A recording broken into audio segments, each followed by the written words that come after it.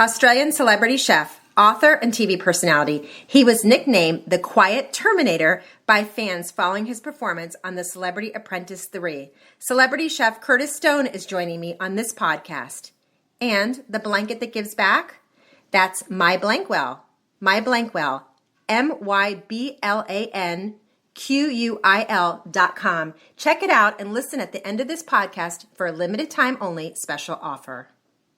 Chef, restaurateur, author, media personality, business person. He was the host of the TLC show Take Home Chef, competed with Bobby Flay on Iron Chef and various roles on Top Chef, and so much more. I am so thrilled to welcome to my show Top Chef Curtis Stone. Hi, how you doing? Curtis, we have to back up a little bit because I don't think we've ever talked before. How did this start for you, your love of cooking? I mean, I was a kid when I started cooking. My granny was from up north in England, a place called Yorkshire, and she got me interested in food because she was a great cook.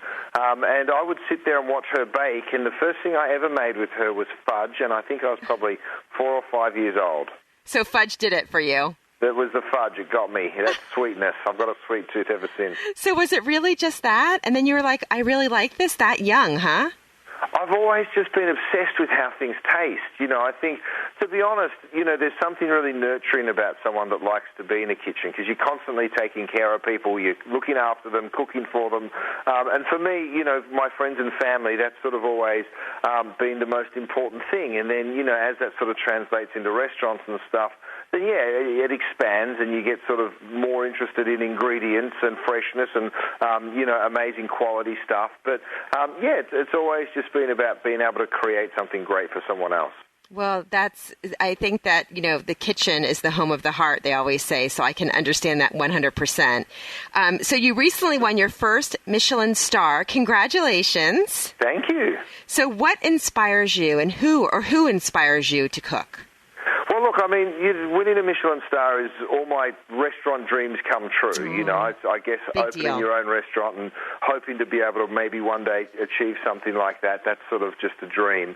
But, you know, to also, whether you're cooking in your restaurant or whether you're cooking at home for your family, I think, you know, the most important thing is that togetherness around the dinner table. And for me, that always starts with ingredients. You know, I go to farmers markets all the time and have direct relationships with them. I take my kids to the farmers market. We buy the freshest ingredients.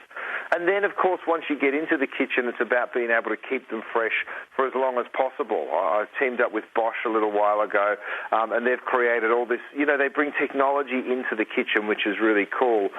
They've created a French door bottom mount refrigerator, which has a farm fresh system in it. So that actually keeps your fruits and vegetables fresher for way longer. I guess it's a whole new way, huh? It really is. You know, it's like anything, I guess. Technology gets into stuff and it makes things better. They've developed a thing called the VitaFresh Pro, which keeps the humidity and the temperature of different compartments. So you can really start to optimize exactly what you're going to put into the fridge and where you're going to keep it. And, you know, to a chef, that's a dream because it means that you're cutting down on waste and you're keeping things longer, saving more money, all that stuff. I totally agree. It's and all these tips for organizing your refrigerator to keep things fresh makes a big difference. Right, and that's become like a massive thing, organisation, you know, and it's sort of, you know, from whether you're organising your recipes, organising your ingredients, you know, simple stuff like just being able to see your ingredients when you first look in the fridge. So I always say use clear containers because you want to be able to see what's actually in those containers at a glance. And, you know, again, there's all sorts of things like the Flex Bar built into the Bosch refrigerator that just makes life so much easier. I know, but it can kind of be a science as well for us that don't know that. I always admire this when I look in the magazines or when I see people's refrigerators or I talk to people like you and I'm like, oh my God, that refrigerator, everything looks so pretty and lined up and colorful. You're so right. And look, it starts with easy things like making sure that we store things that don't need to be in the refrigerator. We store them in a cool, dark place like, you know, garlic and potatoes and, you know, any of the stuff. Get whatever you don't need in the fridge. Make sure you get that out. That's the first step. Okay. Sounds like a good idea. What is your favorite ingredient to cook with and why? Berries are one of my favorite things in the world because we're getting towards the end of summer, and you know that's what I'm cooking with right now. And your favorite kitchen tool? My favorite kitchen tool is my brand new fridge. It really is. It's Yeah. Top Chef Curtis Stone. Okay, more fun questions for you. Kitchen tool you can't live without.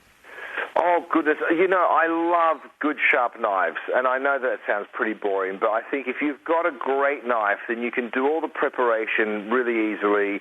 A microplane grater I love as well, which is that's always at my side because you can just get so much more from a microplane grater. Okay, secret weapon ingredient. Ooh, I think if you make chutneys and curry paste and that kind of stuff, harissa, you end up with like this little arsenal of stuff that you can always reach for, and it's usually shelf stable. I do make a beautiful curry paste, and then I lean on that curry paste a lot. So I think cooking in batches, but yeah, there you go, curry paste. Okay, sounds good. Technique you turn to over and over again. I use a Japanese mandolin a lot, and I think when you can thinly shave beautiful fresh vegetables, whether it's fennel or whether it's scallions or also fruits, like Korean pear. I just did a Korean pear salad the other day. You get that beautiful fine cut. That's a tool that I use a lot. And that technique of really finely slicing gives you beautiful crunch and texture as well as, just reinforcing that freshness of your ingredients. Ooh. Okay, your favorite meal to cook at home? Oh, my kids would tell you my lasagna is their favorite thing. I love cooking a roast chicken. Whenever I do it, it reminds me of being a kid, and I'd come home, and whenever I'd smell there was a roast chicken in the oven.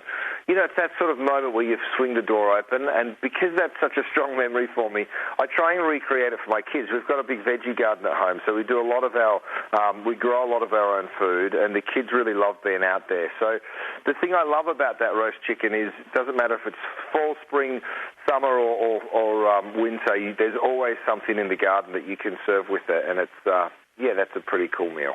Oh my God! So wait, have you given them fudge yet?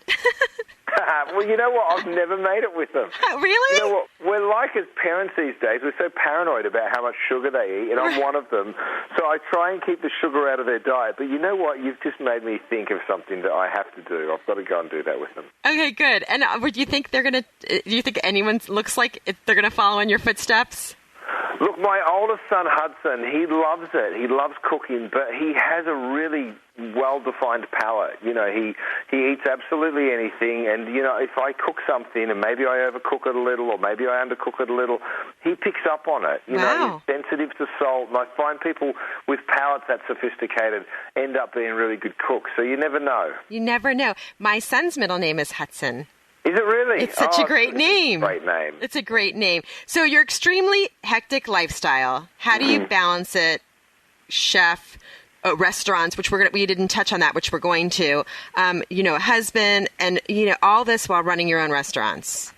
Look, it's a tricky thing to get right. It really is, and I think as a chef, you feel this obligation to be in your restaurants all the time and to be there for every service and make sure that the guests can see you when you're around. And as a dad, you feel the exact same way. You want to be home to pick them up from school, and you want to make sure that you're the one cooking their meals. And it's not easy. But I think the most important thing is really savoring that time that you do get in both ways and making the most of it. So being really organized, being really thoughtful in the way that you go about it.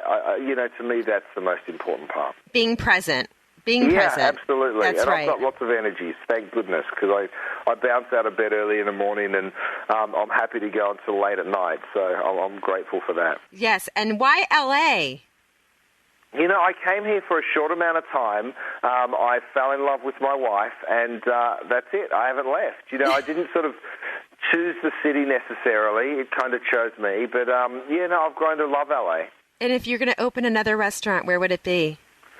Oh, my goodness. I opened 3 with Princess Cruises, so I've got 3 floating around the world somewhere. So That's awesome. Matter where in the world I am, I feel like I've got a home somehow. And then a couple in LA. We're opening one in Dallas in November. So, if you're in Dallas, look out for it. So you're coming on. Okay, and I know you're going to share a recipe with us. Yes, I am. So this is sort of a sweet take on a crostini. We always think of a crostini with tomato or goat's cheese or something like that. But I'm actually doing a sweet one. So I've got some ricotta, and I'm spreading the crostini, which is just toasted bread. I put a little butter instead of olive oil when I toast it. and then I just brush it or spread a little of the ricotta over. I cook strawberries in a hot pan for about 2 minutes. I add some maple syrup and some lemon zest. Toss that together with some fresh raspberries, and those raspberries literally will kind of melt just from the heat of the strawberries. Take it out, put it over that ricotta cheese, and you've got this like really nice, sweet, but still got sort of a savory edge to it to finish a dinner. Oh, it sounds lovely. Chef Curtis Stone, what a pleasure. Wishing you all the best. Congratulations again on your first Michelin star. I know there's so much more to come. Thank you so much. Thank you so much. It's been lovely chatting to you.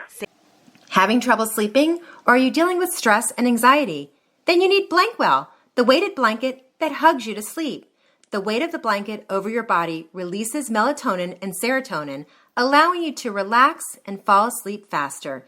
It's great for new moms, teenagers, or just about anyone who is looking for a better sleep. Go to Blankwell.com, use my code Wendy30 for 30% off.